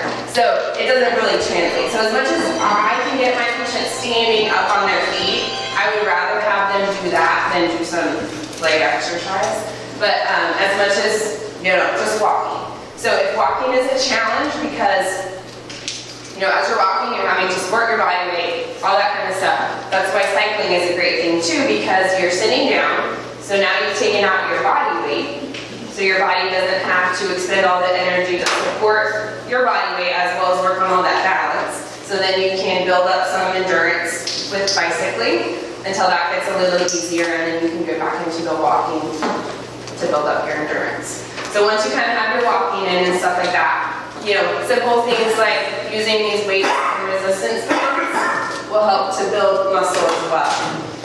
So like if I want to work on, you know, my shoulder strength, you know, with this, I can do a lot of different things. You know, so with this, I can do some shoulder punches. Right? I can do some tricep extension here. I can work these muscles. Come back, do some shoulder squeezes. You know, that's for that. And then if, you know, if you don't have a weight, because these can be kind of expensive, you know, we have different bands that you can use. So I can do the same thing with this. Okay, I can do some shoulder flexion. I can do some punches. Okay, and the thing with this is I can kind of adjust how much resistance I need. So, you know, I'm doing this and it gets pretty easy. Well, if I bring my hands in closer, I have more resistance that I'm working with. So this kind of allows you to adjust as needed. You know, if I go way in here, I just can't do it. Just really tense, but the, you know, farther up here, I'm still working. What is the weight of that? How much is that weight? This is 2 pounds. 2 pounds. Mm-hmm. Yep. So 2 pound weight. This is the red one. So this is like the second one in the colors. I don't know exactly if there is an exact kind of resistance associated with it, but it's kind of the second one. Goes yellow, red, green, blue, all that kind of stuff. But this is kind of a pretty typical one. We have a lot of patients to work with. Same thing with this one, you know, you can use it to work on stuff with your legs as well. You know, I can just, you know, use it for my legs and arms. So these ones are really, you know, both of these, I would say are helpful in the sense that they can be used for multiple things and are less expensive than, you know, buying a set of dumbbells. Did that help answer your question? Yes, it did. Thank you. You're welcome. You mentioned at the beginning of your talk something that sort of looks at low motion. You ask how many of you exercise and how many of you don't exercise. For that, it's probably rather than something else than exercise. You have some tips on any mental tricks? Yeah, I mean, that's a good thing. And I will say, I struggle with motivation myself. The main thing that gets me motivated is the patients that I work with. Because for me, I said, how can I tell them that they have to exercise 30 minutes a day when I know that they have a hard time getting out of bed? They are on, 4 liters of oxygen, and, it's just a real struggle for them to do anything. So that's kind of my accountability, that I have to be able to tell them what to do, because I'm doing it myself. So I think, for me, that's kind of what it is. But also, I have a Fitbit. I have some friends that I kind of compete with. I'm not very competitive, so, I'm like, I gotta get more steps than them, so I'm gonna, spend an extra 20 minutes in the gym so I can beat them. So if you have people, and I know these can be expensive, but, it doesn't have to be this. You can get like a pedometer. Those things are pretty simple, and they can count your steps. But I think the main thing is just figuring out why you're doing it. Obviously, the health benefits are very important, but if there's something that you're working for, like, I know, for instance, you guys have this pulmonary fibrosis walk coming, so I don't know how far in advance that is, but if you know for next year, like, if that's your goal, and it's, 3-mile walk or something, then hey, that's what I'm gonna work towards. So what can I do in the meantime to be able to build that up? Or maybe it's, you're going on a vacation, to, who knows, where is it nice and cool? Seattle or something now. You want to be able to walk around. Maybe it's, you want to be able to, I don't know, be able to walk around the mall without having to take a stop or something like that. Just finding a goal that you can work towards, I think, is more motivating than just saying, like, I have to exercise because my doctor says I have to do it. Because I don't think any of my patients really do that, but I tell them to. But I think it's really important to put it into something. Or maybe it's like, I just want to be able to get dressed in the morning and then be able to not have to sit down for an hour to recover afterwards. So it can be kind of just daily activity type things that you want to be able to work towards. Because I think that's what keeps you motivated too, is saying, you know what, I was able to do that today. Those 3 weeks that I spent on the bicycle, they are paying off. I can see that it's worth it, so I'm going to keep at it, and then what can I work on the next time?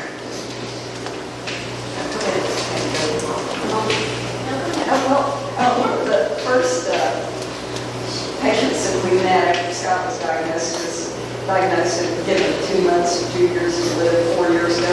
Anyway, the guy had a transplant, and one thing he said to Scott is, right now start strengthening your legs because it's really important for the blood oxygen exchange to have strong legs. And how does that work actually? And what's the importance of Yeah, so kind of all this kind of ties in a little bit. So obviously your muscles need oxygen to be able to work.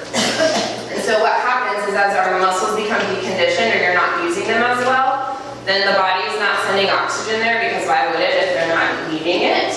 And so then your body's not able to use the oxygen efficiently. So a lot of times when I would have patients who would come in to pulmonary rehab and they wouldn't necessarily be on oxygen, and their oxygen level would be fine, they're 95, 96, we're on the treadmill, they're just like, I just can't do it.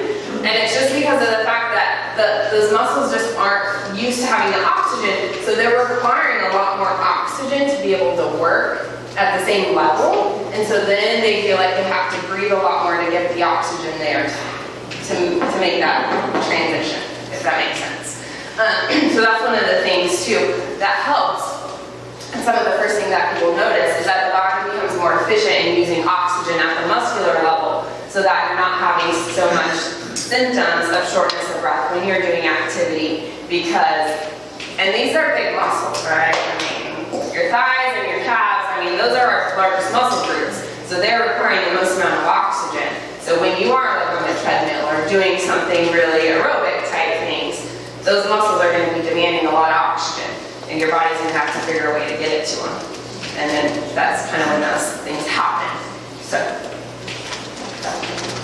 I noticed that Of course, there's some drugs that would in itself, but I've noticed that the more I exercise, the slower my heart rate is.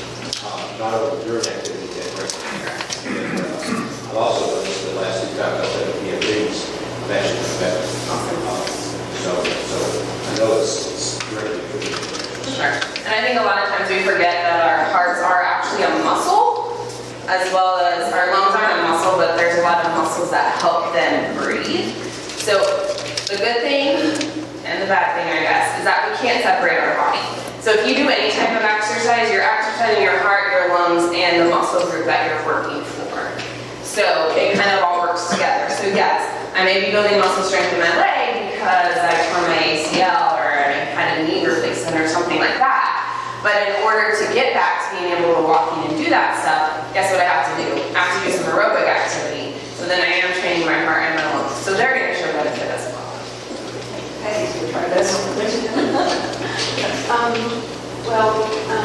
What do you think of, like, yoga, Tai Chi, and is that, do y'all recommend that? I absolutely. Because, with Phil, I know it's really, really helpful. We do, like, breathing exercises, and he says that it really helps him. And it's good for meditation, for balance. It works so much better with balance and his breathing. He said after he does those stretching exercises, and I got physical therapy for my neck because I have arthritis, and then I'm also doing my neck exercises. And especially for people that sit a lot, I know that's a little step. Of course. That really helps. Oh, absolutely. Our balance is, like I said, it's become so much better for sure. And a little meditation for the day to just do things, and especially the balance. Oh, absolutely. My grandmother's 91. She lives by herself. She still drives. She goes to line dancing. And she does Tai Chi. That's her thing. And so from her example, even, with my knowledge and stuff, but from seeing her, absolutely 100% I support it. I know a lot, kind of like you said, it's kind of a lower impact, works a lot on breathing, which is a huge thing if you have pulmonary problems because of that anxiety that you feel when you feel that shortness of breath. And that just becomes a vicious cycle. So if you're able to do something like yoga, Tai Chi, where they kind of make you focus on that, where you can hopefully help stop that cycle so that you can continue to breathe and continue to work through it, that's very important. But yes, no, absolutely, as long as, they make modifications for anything that you have, any injuries for anything, but no, yoga implies, that's some of the hardest exercise that I do personally. Get out of your chair. Exactly. They do a lot of core stuff, back to the back. Yoga block. Great. Any other questions? We're about up here. Yes? So you mentioned the Fitbit. Yes. The Fitbit, so for a lot of us, the first time we were diagnosed, I was out of shape personally. So getting motivated to exercise was a big deal. So actually getting the Fitbit and that kind of thing can help you along. It's not that you're competing against others so much. Correct. It's that you're actually starting to begin to track your own self. Exactly. And see where you're at. For sure. When I first got a biopsy, and then you get a little tube that you do breathing in and you do all that, I took it home and I paid for everything in the room. I took everything I could home and I still, to this day, use it. And I remember after the biopsy, I couldn't even hit 1.5 on that thing. I mean, it was like, it's killing me. And I talked it out. So I think the most important thing that anybody can do, no matter what they're trying to do, is be consistent. Absolutely. That was 4 years ago, 3 or 4 years ago when I got diagnosed. And that one little thing that I did, to me, to improve my breathing, anything else I got done, because I just stayed consistent. Now, I don't do it every day. I'm kind of like you are. I'm very competitive. And when I first got that thing home, I said, well, 1.5. That's a bunch of crap. I'm going to do a lot better than that. And it took me a long time to get to 2. And then once I got to 2, then that's all the motivation I needed. I knew one day that thing was going down.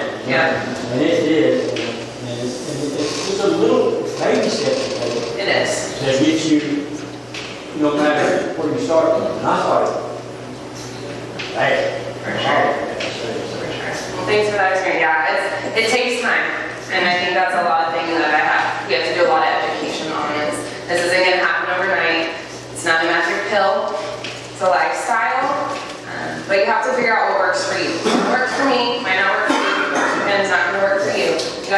out what it is and why are you doing this? Because I can tell you a million times and I try so hard, but if my patient doesn't want to do it, it's not going to happen. So I think taking ownership and setting those goals and figuring out what it is that you want to be able to accomplish, what you want to do better, and just kind of, maybe you have a bad day. Doesn't mean you're doomed, doesn't mean everything's wasted. You get right back on it and try again. Okay, maybe you were too ambitious. Maybe you set a goal that was too challenging. So figure it out, maybe not work so hard next time. We'll make that our week goal instead of our next day goal. But just finding a way to keep you motivated is so important because it is something that you need to continue on for the rest of your life because there are so many benefits from it. So. Well, I appreciate your all's time. I hope I shared something beneficial for you. I'm very encouraged by all of your attendance today, and I think it's wonderful. This group and everything you're doing, and kind of what Bill talked about, reaching out to the community and helping others. Unfortunately, in this day and age, with insurance and stuff, it just seems like there's a lot of things that we're missing out on. And so it's really encouraging to me to see you all taking charge of that and kind of seeing where there is gaps and trying to fill those in. So I applaud you all for that, and thank you so much.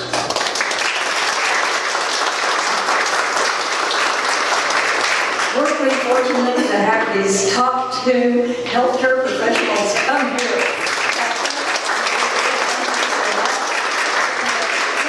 Can you send that outline to us and, we'll distribute it because I want to examine that. That had a lot of good information. Really appreciate it. This was wonderful.